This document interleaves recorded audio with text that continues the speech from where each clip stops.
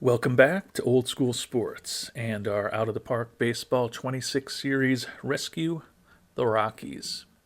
And we are just about to begin our 13th season as manager of the Colorado Rockies. Several of you have asked what's next in the series for us. So I'll spend a little time here at the start of the season letting you know what I'm thinking. I agree with what some of you have said in comments to previous episodes that it's gotten a little boring as we're on the path, we hope, to a fifth consecutive World Series title. And we've placed the Chicago White Sox in all four of those previous World Series. So I think in a lot of prior years, I probably would have moved on or be thinking about moving on from the game at this point to do something that's going to be hopefully more challenging. But we're going to stick with the Rockies for the foreseeable future. I've mentioned this to some of you in the comments as well. I've never had, that I can remember, a homegrown hitter as good as Kevin Roberts Jr., who we still have signed for another 6 seasons, and a homegrown pitcher as good as Leo Martinez, who we have signed for another 9 seasons, together on a team in OOTP at the same time that I can remember. So right now, although the year-to-year action with the Rockies is a little underwhelming, I'm really interested in seeing whether we can guide both of these players to Hall of Fame careers and maybe even legendary type careers. So I think that's what we're going to be focused on for the next several years. Don't know if it's guaranteed that I'm going to play these Rockies for another 15 seasons. We'll have to see how things go. And by the time we're probably another, well, we're not even 15 seasons into things, but by the time we're 15 more seasons through this playthrough, it's very likely that OOTP 27 will be close to coming out, and we'll be thinking about turning our attention there. But I think those of you who have followed me over the years, if you know one thing about me, it's that you know many things about me. You know that I'm not the best at playing the game, not the best at storytelling, certainly not the best at pronouncing players' names in a way that's pleasing to many of our viewers and listeners. Definitely don't have the highest production values for these episodes. Don't have the greatest presenting style. Don't have the best voice. And I know that while saying that, most people just stopped watching and said, well, why am I listening to you or watching you if you're so horrible? And it's a great question. But the one thing you know you're going to get from me is a long series that I will stick with, and we will try to wrap things up whenever we do wrap them up in a way that is somewhat satisfying and kind of puts a bow on whatever we have accomplished or not accomplished. And that remains my commitment with these Rockies. So we are going to keep plugging along for several more seasons at this point, because I really do want to see what Kevin Roberts Jr. and Leo Martinez can ultimately become, hopefully spending their entire career with the Rockies and winning a few more championships and maybe a few more MVP awards in the case of Roberts and maybe a few more Cy Young awards in the case of Leo Martinez. So with that, it's time to get this 2037 season going. Taking a look at the schedule for our Colorado Rockies here in the month of May. A lot of divisional games to start the season, a couple of series against the Padres, a couple of series against the Dodgers, and then we'll also get the Arizona Diamondbacks.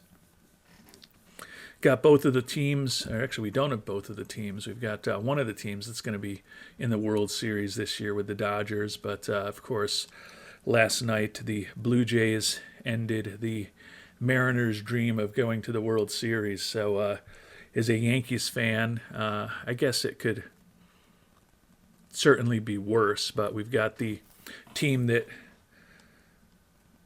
unmercifully disposed of us in the World Series last season, going up against the Blue Jays, the team that pretty unmercifully disposed of us in the American League Division Series this year. So can't say that I really prefer either team to win right now. There's a part of me that would like to see Don Mattingly, Donnie Baseball, finally be a member of a World Series championship squad as the bench coach of the Toronto Blue Jays. But since it is not coming with the Yankees, a team that he's spent most of his career as a player, all of his career as a player and part of his career as a coach, but most of his professional career as a member of the organization, seeing him finally reach the pinnacle with a different team from our division doesn't necessarily seem incredibly satisfying for me, but it's clearly much more important whether it's incredibly satisfying for Donnie Baseball. Although unfortunately, and I know we've got some Toronto Blue Jays fans who watch the channel, I think it's going to be a pretty rough series for the Blue Jays. The Dodgers, as we all know, are loaded. If I had to pick the series right now, I'd probably say the Dodgers in a gentleman's sweep in 5 games, but hopefully I'll be wrong and the World Series will be more interesting than that. Certainly won't be the first time I've made a bad prediction about what's going to happen in the World Series if things end up otherwise. And the very early stages of this new season not going particularly well for our Rockies. Split the first 4 games at home against San Diego. Then we lost 2 out of 3 on the road against the Dodgers and 2 out of 3 on the road against the Padres. Our home now for the next 5 games this week against the Mariners and the Dodgers. Then a brief road trip to Arizona for 3 games, and then back home against the Phillies and the Nationals, facing some NL East opponents before we get to the end of the month.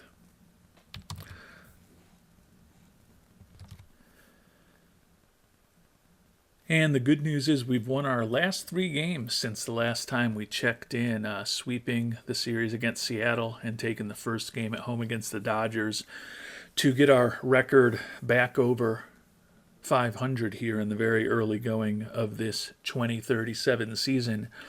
But as those of you who have followed me a little bit more closely over the years know, generally when I stop the game randomly in the middle of the week, it's because something has happened, and it's typically an injury and not something particularly good that has happened. And that is what we're dealing with now. And this is a pretty big one that could go a long way towards making this season more interesting, actually. We have lost our longtime number 2 starter, who was our medium-term ace before that, Noah Schultz, who opted out of a big contract last year.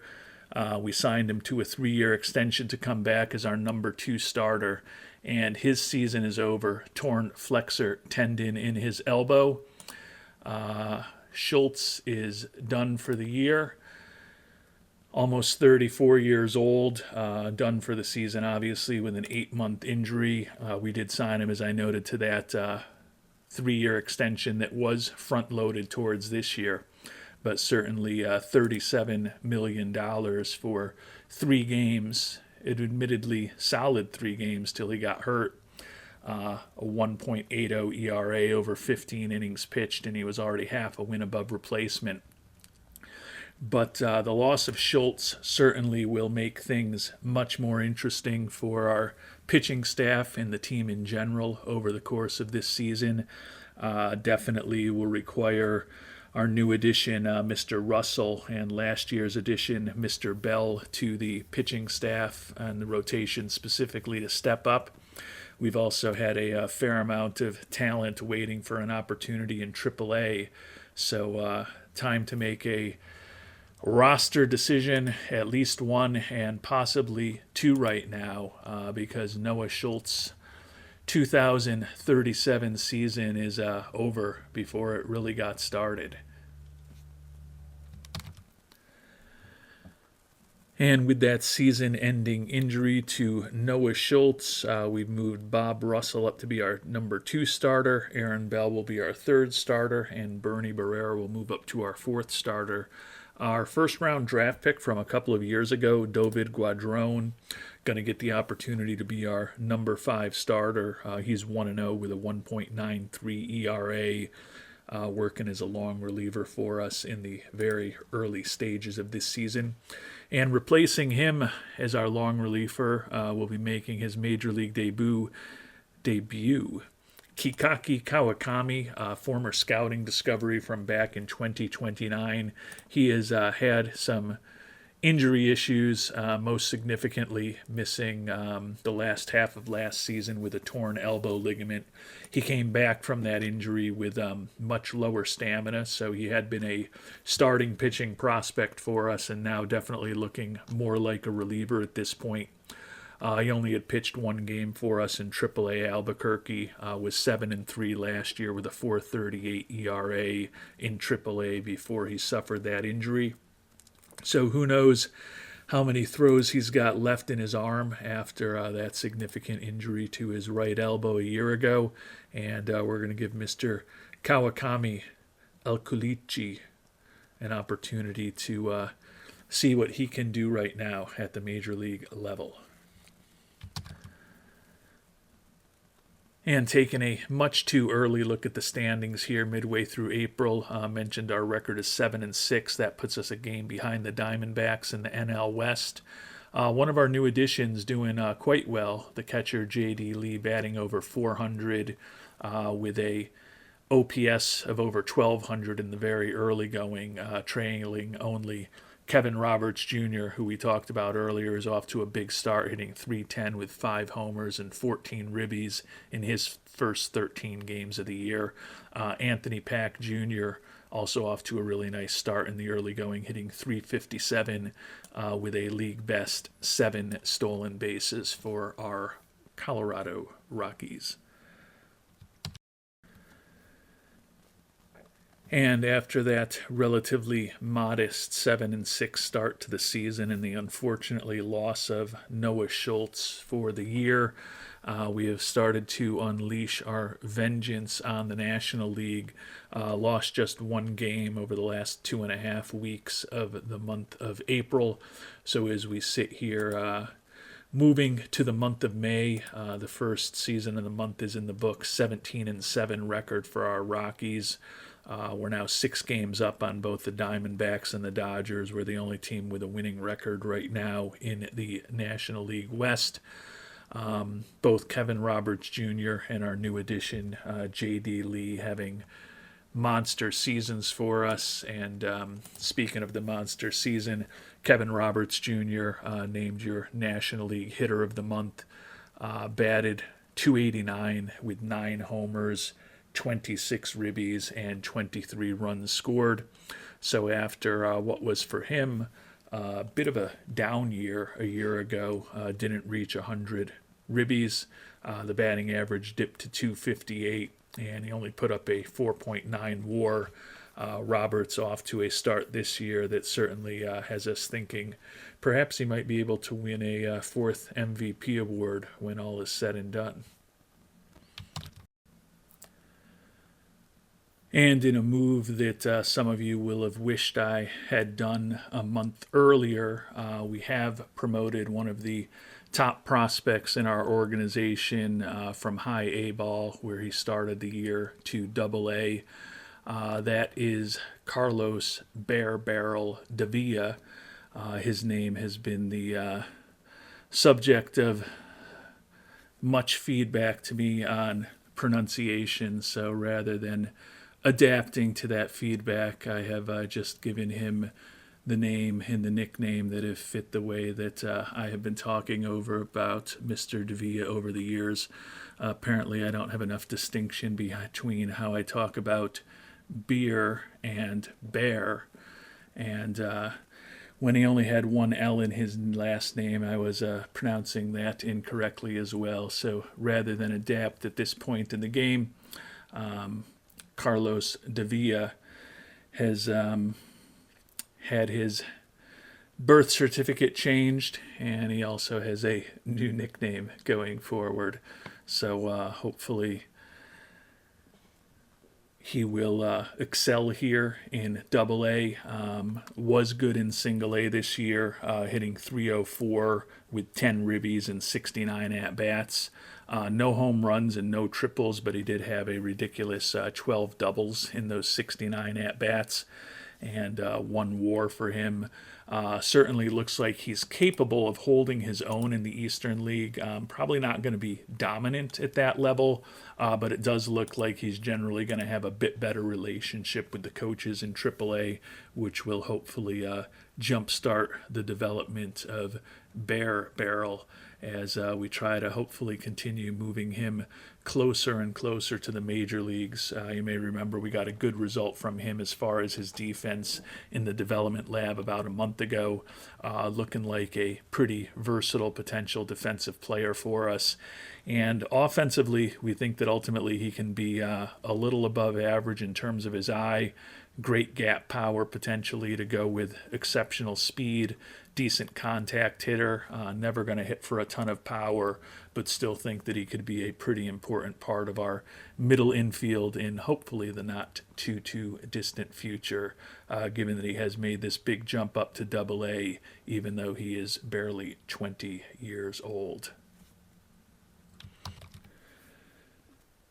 And taking a look at our forward schedule for this month of May, more games against the Padres and the Dodgers coming up. We're not going to be playing them too much towards the end of the season because we've got another series against the Dodgers after 3 against Arizona. Towards the end of the month, we finally will face the Giants for the first time, and then another series for the Diamondbacks. So it looks like an entire month of action against our National League rivals, and we'll see if we can keep the strong play of the past few weeks going for these Rockies and hopefully avoid any significant injuries here in the month of May. And we swept our series against the Padres to start the month of May, push our record to 20-7, but dealing with a few injuries. The rookie Kawakami dealing with a hamstring strain that's going to impact his running. Hopefully he won't have too much fielding to do on the mound, so I think we let him play through that. Elian Pena, the infielder that we brought on board dealing with a virus right now, he's off to a really nice start, hitting 342 for us. Potentially a bit more concerning, Derby Ma has a pending hand injury. He's fragile physically. He's been relatively healthy for the last couple years. Off to a rough start this year, hitting just a $165 and 97 at-bats. Hopefully it won't be something too significant for Mr. Mahez, but the former first-round pick out of UCLA has definitely had injury issues over the course of his career. And unfortunately, the injury for Mr. Mahez is relatively serious, fractured wrist that's going to keep him out for 6 weeks, so that's certainly a significant blow, but as we sit here at 20-8, finally having lost to the Dodgers to start off that series in Los Angeles, certainly don't expect that missing Mahez for 6 weeks is ultimately going to have a huge impact on how this team performs over the course of the season. And with the injury to Derby Mahez, we promoted Manuel Torres back to the majors. You may remember he split last year between AAA Albuquerque and the majors for us. Caught in a numbers game this year, given the strength of our infield and the fact that he is not really much of a defensive player. Hit 256 for us and 78 at-bats in AAA to get the season started. He'll take over as our first baseman against left-handed pitching. The youngster Johnny Castillo will move from first base to short against lefties, and Trent Kaysen, last year's World Series MVP, will move into the lineup against righties and play third base against them, similar to the way he plays against righties with the departure of Mahez, who played third for us against righties and short for us against lefties. If you're wondering, the youngster Johnny Castillo off to a pretty solid start in his major league career. 266 average over 109 at-bats, 8 homers and 16 ribbies on the young season for Castillo. So he's put up a 131 WRC plus and a 0.6 WAR. He should ultimately be eligible. Actually, he won't be eligible for the prospect promotion incentive. It looks like, yeah, that's right. Although we've really liked him, he has dropped out of the top 100 prospects, unfortunately. A guy who would be eligible, another guy, the rookie Mike Castro, we signed to an extension last offseason, so he is ineligible. It says right now pending more major league service time, but ultimately I think the fact that we signed him to an extension will prevent him from doing that. Although he actually had played 21 games in the majors for us. I can't remember exactly how that works in real life. I know that if you're signed to an extension before you've ever played in Major League Baseball, you're not eligible for the prospect promotion incentive, but maybe since he had played, maybe he will be. We'll find out towards the end of the year. But right now, given that it says it's pending more major league service time, maybe the contract won't be an issue for him since he did have major league experience before we extended him. Castro, who just turned 25 years old, was our first round pick 3 years ago, hitting 274 with 10 doubles, 6 homers, and 22 ribbies in 117 major league at-bats. So he's also been pretty productive, 121 WRC plus and a 0.7 WAR in the relatively early going of this season. And unfortunately, the injury is starting to build up for Kikaku Kawakami. Mentioned he was dealing with that mild hamstring strain. We're going to let him play through that. But now he's also dealing with mild shoulder inflammation, going to have a moderate impact on his throwing. So we're going to throw him on the IL at this point. He's had a 1.35 ERA over the first 6 2/3 innings of his career, so only allowed 1 earned run, whip of just over 1, and he struck out 6 batters. So a respectable start to his major league career, and expecting that hopefully we will have him back in a couple of weeks, but we'll be cautious with him. We do have other pitchers down in AAA, as I mentioned, that we're interested in taking a look at, so we'll be very cautious with Kawakami and avoid this turning into something that could be potentially more serious at this time. And with that injury to Kawakami, we're going to bring up another former draftee of ours, second round pick in 2034, the relief pitcher Jake Lyons, who we drafted out of West Virginia. The 24-year-old is fragile physically. He had not allowed an earned run over 8 appearances, 7 1/3 innings, where he picked up 7 saves in AAA Albuquerque this year. Picked up the win in his one other game. Certainly looks like he's ready to pitch at the major league level. Don't necessarily expect him to be dominant. Not quite sure how those fly ball tendencies will play in Colorado. Actually, we have a hunch how they might play, particularly combined with slightly below average ability to keep the ball in the park. But interested at the age of 24 in seeing what Mr. Lyons can do for us at the major league level. So we will go ahead and bring him on board as we sit here on May 9th, 24-9 record. We've extended the lead in the division to 7 games over the Dodgers, who are now above 500. J.D. Lee continues to hit over 400, although we're certainly not anticipating that for the full year from the new addition. But his line drive tendencies seem to be playing pretty well in Coors in the early stages of his Colorado Rockies career. And as we head towards the end of May, we've continued to play well. 31-11 record. Elian Pena banged up now with a strained Achilles tendon. But more importantly, David Guadron, who we had promoted to the rotation when we lost Schultz, going to be out with a herniated disc in his neck. He's going to miss about 6 weeks. That's unfortunate because he's off to a really nice start for us. 2-0 record with an ERA below 2, striking out more than a batter per inning, and he's put up a 1.3 WAR for us. So after a pretty inauspicious start to his major league career as a call-up late last season, doing much better this season, and it stinks that he's going to lose his spot in the rotation for the next month and a half at least, and who knows what the roster will look like when Guadron is back and healthy. And one of those trite expressions in both sports and life is that the most important ability is availability, and we do see an example of that here. We had planned on and expected to be promoting Jeff Colson, one of the top pitching prospects in our organization, from AAA to the majors to take over the number 5 spot in the rotation with the injury to David Guadron. Unfortunately, he is hurt right now. So that means that Jason Axelson, who was our 5th round pick out of UCLA, couple of years ago in 2035, is going to get an opportunity to take over as our 5th starter.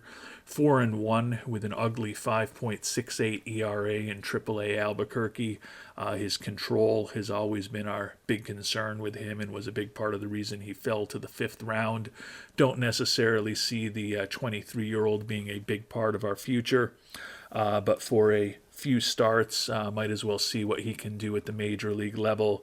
If he's not effective, it looks like Colson hopefully will be healthy in a week or two, and we can potentially give him a shot if Axelson is not particularly effective in his early pitching with us. For those of you who are wondering, certainly anticipating that as the season moves along, we might look to add a veteran pitcher in the rental market, particularly one who might be able to start for us. But given that we've been playing so well even without Schultz, don't feel like there's a real need to rush things right now. Might as well take the opportunity of the injury to Schultz and some of the other injuries that we've had with our pitching staff. In this case, the youngsters Kawakami and Guadron, to use that to see what some of the other youngsters can do for us in their first try at the major leagues. And Mr. Kawakami is healthy now, so we've brought him back as our long reliever. Jake Lyons was not particularly good in his first 4 major league appearances. Did get a win, but had 2 meltdowns in those 4 appearances and an ugly 12.27 ERA and 2.18 WHIP in the admittedly small sample size of just 3 2/3 innings. But we'll send Lyons back down to AAA Albuquerque for the time being, get Kawakami back into the bullpen.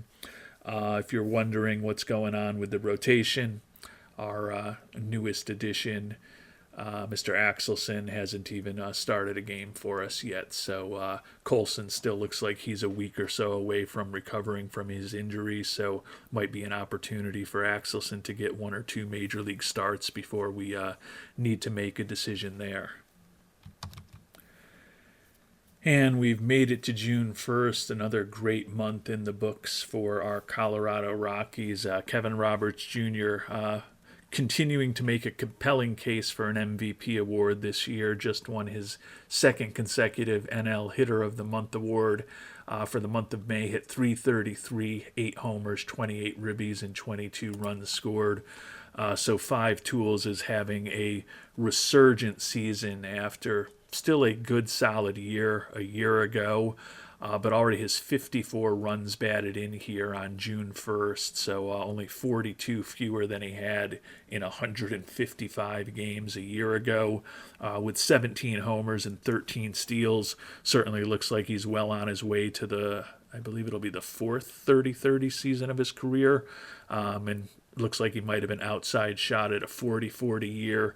Ridiculous 189 WRC plus, ridiculous OPS of over 1100, and a 3.2 WAR for the superstar here in the early going. And our buddy Johnny Castillo, who we talked about earlier, had a monster year to be named the National League Rookie of the Month. 308 with 11 homers and 28 ribbies. So Castillo having a monster debut as well, as we mentioned, because for whatever reason he's not viewed as a top 100 prospect, ineligible for the prospect promotion incentive.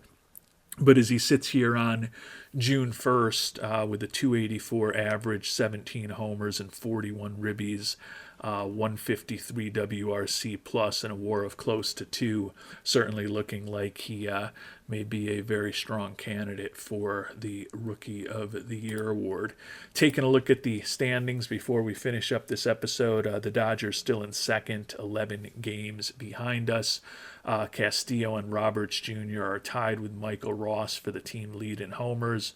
Roberts Jr. and Castillo rank first and third in ribbies. Roberts, not surprisingly, leading the league in OPS and batter WAR. J.D. Lee third in batter WAR for us. Justin Gibson, the reliever, leading the league with 8 wins. He's a setup man and a part-time stopper for us. Aaron Bell, who is now our number 3 starter with the loss of Schultz, third in the league with 6 wins. Adonis Valer leading the league with 19 saves. Gibson, 2.23 ERA over 32 and a third innings pitched. Only 6 walks versus 42 strikeouts. Mentioned the 8-1 record, only 1 save. He has had a pretty incredible run for us over the years. He's led the league in holds 6 straight years, led the league in wins, or led the league in games pitched 5 straight years. I think I'm projecting there, saying that he's actually going to lead the league in wins this year out of the bullpen, which would be quite a shock. But he does actually have 2 double-digit win seasons for us, working primarily out of the bullpen, given the high volume that he's pitched. But looks like it's going to be another big year for Justin Gibson, who former 4th-round pick out of Gonzaga, about to turn 30 years old in 2.5 weeks. And we've gotten a bit lucky, as our 38-14 record is 3 better than Pythagorean expectations. 11-2 record in 1-run games, and the fact that we've got a reliever with 8 wins 2 months into the season, probably indicative that we have gotten a bit lucky. We've only lost once against left-handed pitching, 17-7 in April, and even better, 21-7 in May. The offense has just been stupid this year. First in the National League in runs scored, and you can see we're first in all of the primary offensive categories except for strikeouts, where we are middle of the pack. Pitching-wise, 6th in the league in runs allowed, although the starters have the 2nd best ERA and the bullpen has the 5th best ERA. Overall, a pretty good pitching staff when all is said and done. So as we sit here on June 1st, the season going about as well as it possibly could. Certainly in the long term, when we're thinking about the playoffs, the fact that we're not going to have Noah Schultz as our number 2 starter behind Leo Martinez is certainly a concern. And as I mentioned earlier, something that we'll investigate if there's any solutions on the trade market in a more fulsome way in the coming month or 2 of this playthrough. Mention that the White Sox are the team that we've faced in 4 consecutive World Series, and while we've easily got the best record in the National League at this point, 4.5 games better than the very strong Milwaukee Brewers, the White Sox have the best record in the American League, although they're only half a game ahead of the Astros in the standings. But White Sox and the Rockies both doing their parts in this early going of the season to potentially set themselves up for 5th consecutive matchup between those 2 teams in the World Series. And we'll see what type of progress we can continue making towards that goal on our end in the next episode. Until then, thanks so much for watching, and hope you have a great day.